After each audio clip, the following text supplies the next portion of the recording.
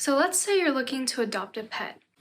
When it comes to adopting through a shelter, two categories come to mind: the traditional kill shelter and the latter, no-kill shelters.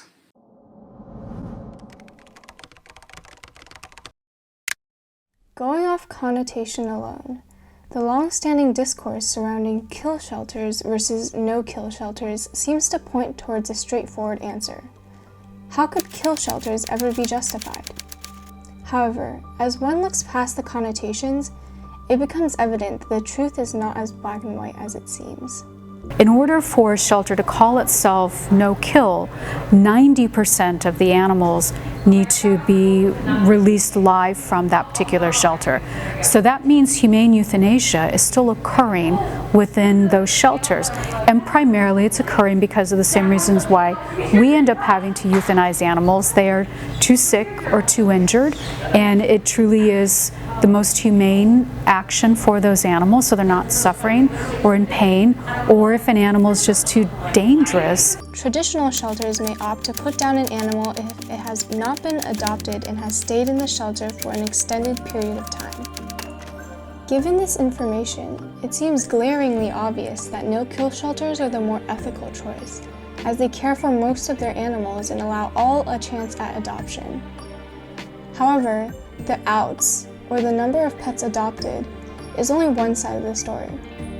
The ins, or the number of animals the shelter takes in, reveals a different story. Kill shelters are also known as open admission shelters. We are what is considered an open door shelter or open admission shelter, which means that we accept every type of animal regardless of age, species, or even condition. So that means an injured hawk, that means a newborn kitten, that means a 15-year-old pit bull or an older chihuahua or an injured animal.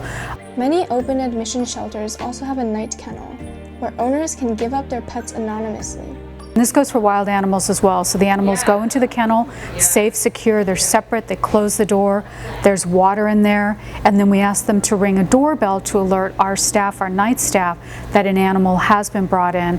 And even if they don't ring the doorbell, our night staff are constantly checking. Because these shelters are obligated to serve every animal they receive, they are often the only shelters that will treat animals who may not be fit for adoption.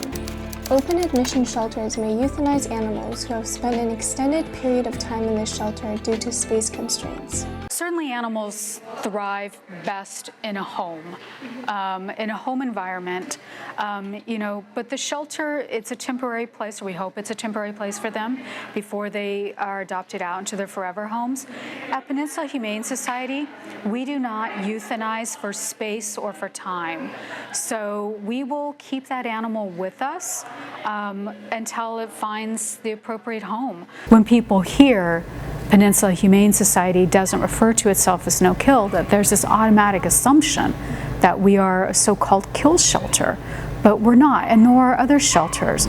Again, anybody who works at an animal shelter loves animals and wants to do the very best for those animals. No-kill doesn't mean no-kill, and that's part of the problem. Reporting for Scott Scoop, this is Linda Lynn.